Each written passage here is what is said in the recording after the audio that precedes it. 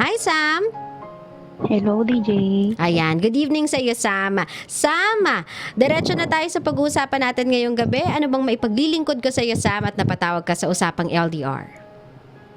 Gusto ko lang pong i-share kasi at gusto ko rin pong malaman kung ano pong dapat kong gawin kasi Mhm. po, naguguluhan po ako ngayon sa nararamdaman ko. Okay? DJ, Mm. married na po ako. Okay? How many years May na kayo dalawa. married? 10 years na po. Okay? Tapos may 2 anak. Mhm. At yung first child namin, nagkaroon na ako ng problema sa mister ko, pero paulit-ulit po yung nangyayari hanggang sa naging dalawa na dumating na yung pangalawang anak namin. Ano ba yung problema mo kay mister? Uh, Siya po, lagi siyang nagpa-promise po sa akin na magbabago na siya. Magbabago Pero- saan? May kasi palagi siyang nalilink sa mga ibang girls. Ah, okay. So, Tapos- lagi si Koyang may reserba, ganun. Yes, DJ. Mhm. Okay. Tapos ngayon po, nag-decide po, paulit-ulit po yun, mga twice, mga 3 beses na po siya. Mhm. Pero hinayaan ko lang siya, palagi siya, diretso na po ako dun sa huli na po, yung sa huling ginawa niya po sa akin. Mhm. Kasi lumayo po ako ng trabaho, pero hindi pa, at that time, hindi pa po ako noon dito sa Hong Kong. Mhm. Tapos, binalikan niya po yung ex niya. Ah, okay. Nagkabalikan sila. Pero ito ay patago o alam mo? Patago po dati siya, pero nahuli ko lang din po siya. Mm. Pero pinagbigyan ko na siya. Pero pupunta na po tayo sa point na ngayon na ako naman po yung nakagawa ng Pagkakamali. pagkakamali po. Mm-mm. Pero yung before, pinatawad mo siya sa nagawa niyang kasalanan sa'yo. Dahil nahuli mo, kinonfront mo siya, sinabihan mo na ano ba to, anong ginawa mo. Umami naman siya, tas nagsorry sa'yo? Ako siya, umamin siya. Mm-mm. Hindi siya ng tawad hanggang sa naging okay kami. Tapos Mhm. ngayon, nag-decide po ako na mag-ibang bansa. Mhm. Ngayon, na po ako naman po yung parang naano ko na po yung ginawa niya dati, parang naintindihan ko na siya kasi kahit pala nakagawa ka ng kasalanan, hindi pa rin pala mawawala yung pagmamahal mo sa asawa. Okay, paano naiintindihan mo na siya ngayon? What do you Kasi po mean? yung nagawa niya po yung ganun pagkakamali, alam ko po na mahal din niya ako kahit ganun po yung nagawa niya. Ganun din po ako ngayon sa kanya. Gusto Okay. ko man pong ibalik yung pagkakamali ko, pero hindi ko na po magawa. Kaya ngayon, naguguluhan po ako kasi dun sa pagkakamali ko ngayon, nalilink na rin po ako sa Oh, iba kasi yung nalilink sa nakikipagrelasyon eh. Yung link, tuksok-tukso lang to eh. Parang crush lang to, parang nauugnay lang yung pangalan nyo sa isa't isa, pero wala namang katotohanan. So, alin ba to? Nalink kayo sa iba o nagkaroon kayo ng relationship sa iba? relationship po. Okay. Hanggang ngayon, kayo pa rin ng lalaki? Oo, DJ. Mhm. Eh bakit hindi ka na lang makipag-break? Ngayong nare-realize mo na mali yung ginagawa mo. Mali na po yung nagawa ko kasi gusto ko po magsisi, pero hindi lang po yung minahal ko na siya. Yung unang pagkakamali po, nakagawa na po ako ng kasalanan sa asawa ko. Kasi Pero- may nangyari sa inyo? Yes, DJ. O kumbaga, yung lalaking tinutukoy natin ay kasama mo dyan ngayon sa ibang bansa. Dati po, pero last July 26 po umuwi siya sa kanila. Okay. Pero sabi po niya babalik siya. Okay. So, hanggang ngayon, tuloy-tuloy pa rin yung relationship ninyo. Hindi pa nakakahalata si mister? Hindi, DJ, kasi lagi naman po siyang busy. Bihira ko siyang nakakausap. Busy Kaya saan? Sa trabaho o sa iba? Sa trabaho po. Mhm. Pero habang ganito po nangyayari sa akin, naaano ko rin po siya, na nakikita ko sa kanyang, kasi po hawak ko yung account niya. Mm. Tapos lagi niyang inaaya yung mga barkadang babae. Normal lang po kaya yun, nayayain niya yung babae. Syempre, Na hindi mag-inuman normal. sila. Yun nga eh. Kumbaga, para kasing nadjo-justify nyo yung actions ng isa't isa dahil pareho nyong ginagawa. Alam mo yung tipong gantihan, okay lang to, ginagawa niya din naman eh. So, nagiging okay kasi sa inyo yung cheating eh. Nagiging new normal sa inyo yung pakikiabit, yung pagkakaroon ng iba, which is not. Hindi naman yan normal. Kahit ba sabihin nating mahal nyo yung isa't isa, it's just that nanghihingi lang kayo ng company with somebody else. Kumbaga humihingi lang kayo ng pantanggal boredom with somebody else, still, cheating yan. And hindi porket ginagawa naman ng isa, okay na lang din na gawin din ng isa. Kung totoo yung sinasabi ninyong dalawa na mahal nyo talaga yung isa't isa, bakit nyo yan ginagawa sa isa't isa? Alam nyong mali. Yun nga po, DGA, naguguluhan din po ako. Gusto ko na rin pong bumitaw, pero sa tuwing gusto kong i-block siya, yung ngayon, yung lalaki, gusto ko siyang i-block, pero ang sakit-sakit po, nahirapan po ako kasi minahal ko na po siya. Naiintindihan ko, no? Pero at some point kasi kailangan yung mamili mag-asawa. Yung sabihin natin yung need ninyo na mapasaya kayo on a personal level o yung pamilya ninyo. Yung kagustuhan nyo na magkaroon ng isang tao na magpapasaya sa inyo o yung pamilya ninyo. Ikaw na nagsabi meron kayong 2 anak and I'm sure walang kaalam-alam yung mga bata dyan. Ang hirap kasi ng ginagawa ninyo, you are tearing or you are, sabihin na natin, you are breaking your family apart. Hindi na kailangan gawin nyo ng ibang tao para sa inyo. Kayo palang mag-asawa, nagagawa nyo na eh. Na paghiwalayin at wasakin yung sarili nyong pamilya. Sabihin man natin na mahal nyo yung isa't isa, mahal dahil ano? Mahal dahil meron kayong anak o mahal dahil mahal talaga? Kasi kung mahal nyo yan talaga, kung mahal nyo yung isa't isa, hindi nyo magagawang saktan niyang isa't isa eh. Nang paulit-ulit. Hindi nyo din magagawang magmahal ng iba, ni hindi nyo magagawang tumingin sa iba. Hindi masusolusyonan yung problema nyo sa isa't isa sa pagmamahal ng iba. Kung meron kayong pagkukulang sa isa't isa na hindi kayang punan ng isa't isa, ba't di nyo na lang kausapin yung isa't isa na magsama na lang kaya tayo? Bumalik na lang kaya ako dyan sa Pinas para hindi tayo naghahanap ng kung sino-sino para pumuno ng pagkukulang natin sa isa't isa. Alam ko kasi na nagkakaroon ka din ng iba eh. I'm not trying to make an excuse pero nagkakaroon din kasi ako eh. And that bothers me. At nagigilty ako sa ginagawa ko, not only because I'm cheating on you, but because I'm contributing sa pagkasira ng pamilya natin. Something that I don't like. Hanggat may konsensya ka pa, Sam. Hanggat inuusig ka pa niyan. Hanggat hindi pa nagiging normal sa pag-iisip mo ang pagkakaroon ng iba, pigilan mo na. Hanggat nare-recognize mo pa siyang mali, ibig sabihin may pag-asa pa para bumitaw ka. Tatanungin kita, Sam, dahil meron kang iba, comfortable ka ba o okay lang ba sa'yo na makakita ka na ng kasamang iba ng asawa mo? Kasi ikaw meron na eh. Meron kang someone on the side eh. Sasaktan din po ako kasi patuloy rin po siyang gumagawa kasi gusto ko rin po talagang itigil na to, pero parang pinupush po ako ng mga katulad ng ginagawa din niya. Sa tingin mo, tapos sa paggawa ng mali, maitatama mo yung pagkakamali ng asawa mo? Sa tingin mo, sa paggaya sa kanya, masasabi mo sa kanyang mali ang ginagawa mo? Sa tingin mo, sa pagkakaroon ng iba, pwede mong isampal sa kanya ngayon na hindi ka loyal sa asawa mo? Lahat ng ayaw mong ginagawa niya sa'yo, nagagawa mo na sa kanya ngayon. So, paano mo sasabihin sa kanya na itigil mo yan kung ikaw patuloy? Hindi para lang kayong mga tanga. Nagpipigilan kayo pero pareho kayong gumagawa. Mag-usap kayo, Sam. Meron problema sa relationship ninyong dalawa eh, na hanggang ngayon hindi nasusolusyonan. That's why ang go-to ninyo, ang go-to solution ninyo, ang escape ninyo sa nararanasan ninyong pagkukulang ng isa't isa ay humanap ng iba. Tanungin mo yung asawa mo, ano kayang problema nating dalawa? What's wrong? Bakit parang feeling natin hindi pa sapat yung pagmamahal natin sa isa't isa to be loyal with each other? What's wrong? Are you sad? Lonely ka ba na wala ako dyan? Ayaw mo ba na malayo ako sa'yo? Gusto mo ba umuwi ako?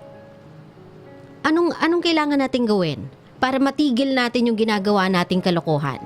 Kasi wala tayong niloloko kundi mga sarili natin eh. Hindi kita masita sa ginagawa mo kasi I'm doing it as well. And I'm sure hindi mo din ako masita sa magagawa ko kasi ginagawa mo din siya.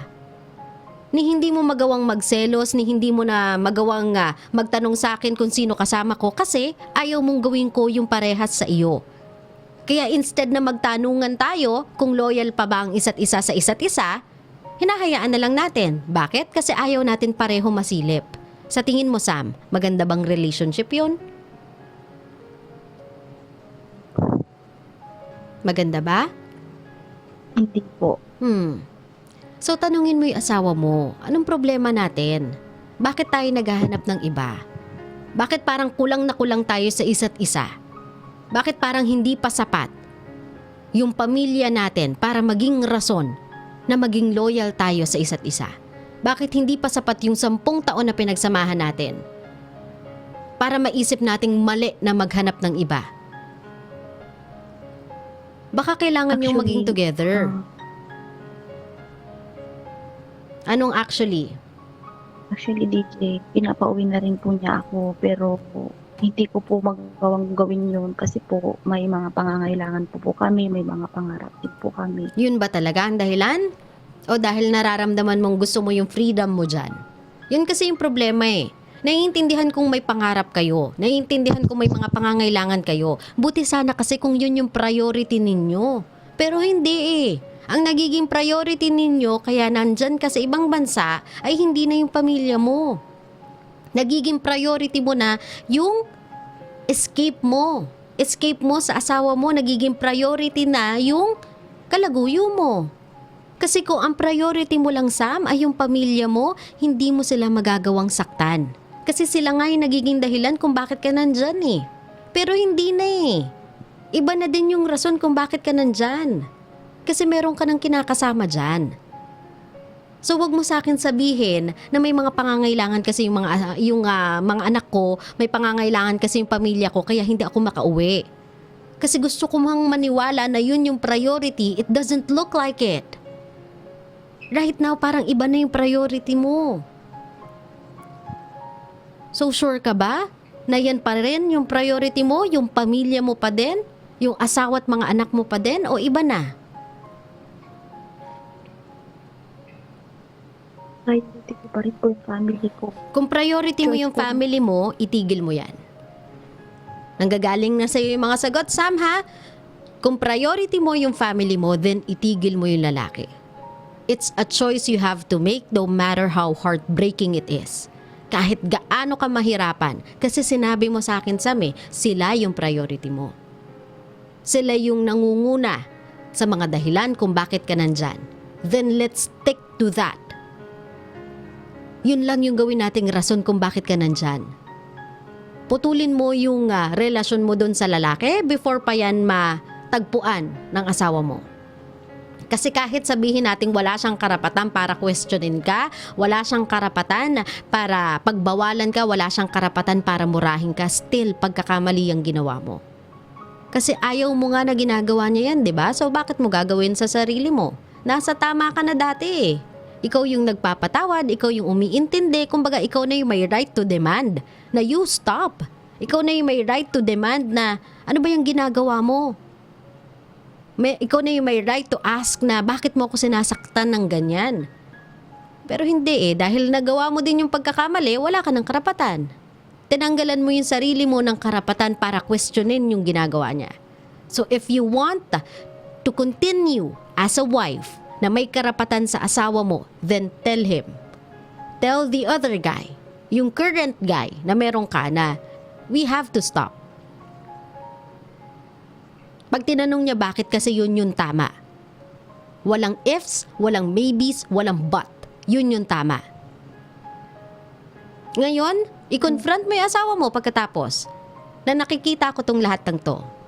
hindi ako siraulo, hindi ako dumb, hindi ako tanga. Nakikita akong lahat ng to. Ikaw ba titigil o hindi talaga? Kasi kung hindi talaga, kung ayaw mo talagang tumigil, kung ayaw mo talagang maging loyal sa akin, kung hindi mo talaga kakayanin, sabihin mo lang. Para tapusin na natin kung ano yung dapat tapusin. Hindi yung isinasakal natin yung isa't isa, kinukulong natin yung isa't isa sa piling ng tinatawag nating quote-unquote pamilya. Pero alam natin pareho na wala na. Kasi parang kinukulong na lang natin yung dalawa sa hirap eh. Di na tayo masaya. Nagigets mo ko, Sam? Yes, DJ. So Sam, kung may tatanungin ka kay Lala ngayong gabi, anong gusto mong itanong sa akin? Gusto ko po tanungin kung kailangan ko pa bang sabihin to sa asawa ko kasi po pag sabi niya sa akin kapag nakagawa ako ng isang mali din sa kanya, never niya akong patatawarin. Tsaka yun po. Or alam mo, ano nandun ako po dapat sa... kong gawin? Nandun ako sa gitna, no? Gitna ng everything. I want you to be honest with your husband, but if that's the case kasi, I want you to give a white lie. So, alam mo yon, sometimes it's hard to be right. So, for now, ganito na lang muna gawin mo, Sam, ha? Ganito na lang muna gawin mo. Then, let's see how this one pans out. First, kausapin mo muna yung current mong partner. You have to let go, Sam. It's the only way you should consider. You don't want to break your family apart, tama? Ayaw mo naman sirain yung pamilya mo. Yes, DJ. So, makipag-break ka na sa kanya.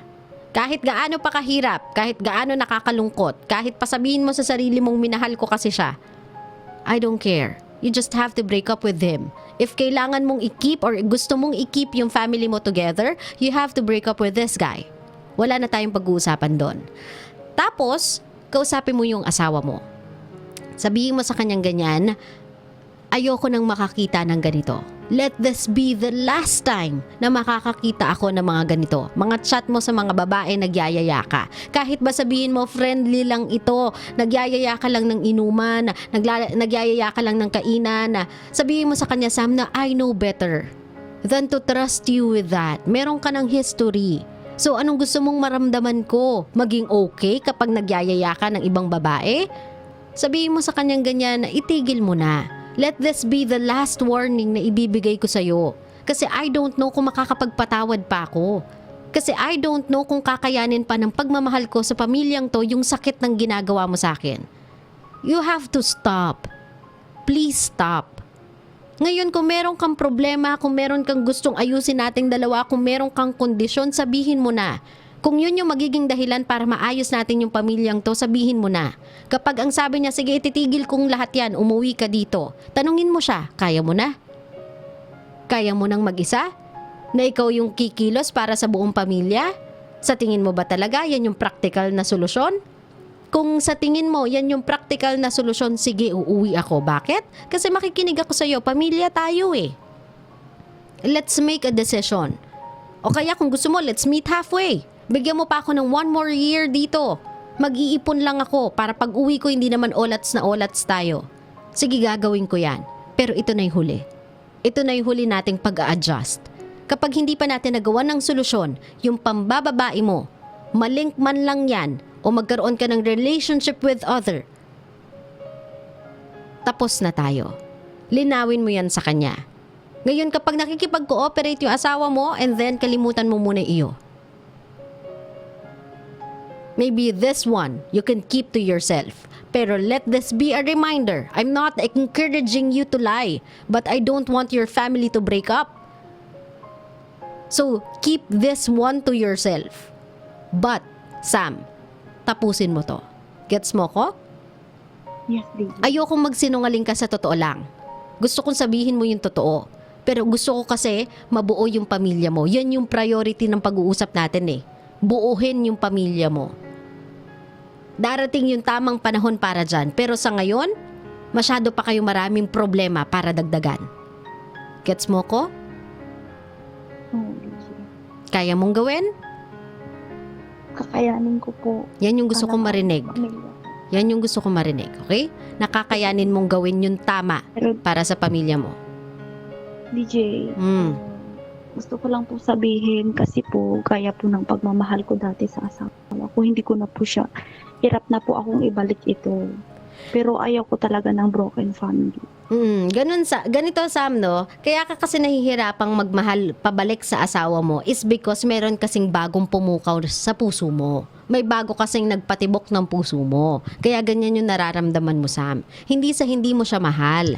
Hindi sa hindi mo na siya kayang mahalin. Meron lang kasing ibang umaagaw ng atensyon mo sa ngayon, kaya nasasabi mo yan. Huwag kang pabigla-bigla, huwag kang dalos-dalos. Pag-isipan mo muna yung mabuti. Bigyan mo yung pamilya mo o bigyan mo siya ng isa pang pagkakataon para maayos ninyong dalawa yung sigalot ninyo. Ngayon kapag hindi na talaga kaya, hindi na kayang i-repair, hindi na talaga kayang ayusin kahit bigyan mo pa ng tsansa, instead na magkasala ka, instead na magkamali ka, sa kakasinungaling sa kanya at kakagawa ng kwento para magkaroon ka lang ng iba, itigil mo na lang. Kung sa tingin ninyo yung ginagawa ninyong dalawang pagpapanggap ay favor para sa mga anak ninyo, hindi yan totoo. Mas gusto pa ng anak ninyong makita kayong magkahiwalay pero masaya, pero magkasama pero nagagaguhan lang kayo. Gets nyo ko? Yes, AJ. Maniwala ka sa akin, Sam. Galing ako sa broken family. And I love to see my parents happy with their new ones. Kesa magkasama sila pero araw o gabi, nag-aaway lang sila. Mas gusto ko na yung ngayon na magkahiwalay sila. Bilang isang anak. So gawin mo din yan sa anak mo. Kung hindi nyo na talaga kayang ayusin, kahit ilang chance pa ibigay nyo sa isa't isa, then kesa magkasakitan kayo at kesa pasinungalingan ninyo yung pagsasama ninyo, bigyan nyo na lang yung isa't isa ng lugar para maging masaya at explain nyo ng mabuti sa anak ninyo. Gets mo ko? Opo. Ngayon kung meron kang gustong ibigay na mensahe na lang sa mga anak mo, sila ang naiipit dito eh. Kayong dalawa, matatanda na dapat kayo eh. Dapat alam nyo na yung ginagawa ninyo pero obviously you don't. So kung meron kung meron ka mang gustong iparating sa mga anak mo na walang ka-idea sa nangyayari sa inyong mag-asawa at hindi nila alam na baka yung mga magulang nila ay magkahiwalay pa pala, anong gusto mong sabihin sa mga anak mo? Masasabi ko lang sa inyo, nandito lagi si mama. Gagawin ang lahat para sa inyo. Magsasakripisyo ako dahil para sa kinabukasan nyo. Pero pipilitin ko na hindi nagagawa ulit ng kasalanan, pagkakamali, para lang mabuo ang pamilya natin. Sorry sa inyo. Mahal na mahal ko kayo. Yun lang po. Sam, hindi pa huli ang lahat. Hindi pa tapos ang lahat. Kaya mo pang magbago. Kaya mo pang ayusin yung lahat. So bigyan mo ng panahon yung sarili mo para pag-isipan to. Huwag kang padalos-dalos, ika nga ng sinabi ko kanina, huwag kang kailangan magmadali sa pagbibigay o paggagawa ng desisyon. Pag-isipan mo to ng mabuti. Ngayon kapag nakapag-isip-isip ka na, kapag buo na yung loob mo, sundan mo yung desisyon na kailangan mong gawin. Pero bawat desisyon, kailangan alam mo yung karampatan na mangyayari ha. Dapat alam mo sa utak mo na kapag nawala kaming dalawa, dapat malinaw sa aming dalawa na wala na kami. Para makapag-concentrate ako sa asawa ko. At kapag nawala na sa akin yung ngayon, kailangan makausap ko yung asawa ko. Once and for all. Tapusin namin kung tatapusin. Pero kailangan namin mag-usap dalawa. Gets mo ko, Sam? Opo. Maraming salamat, Sam, sa pagtawag sa akin. At ingat ka dyan sa Hong Kong. Okay? Pahinga ka na. Salamat din po. Maraming salamat, God Sam. bless. Thank you.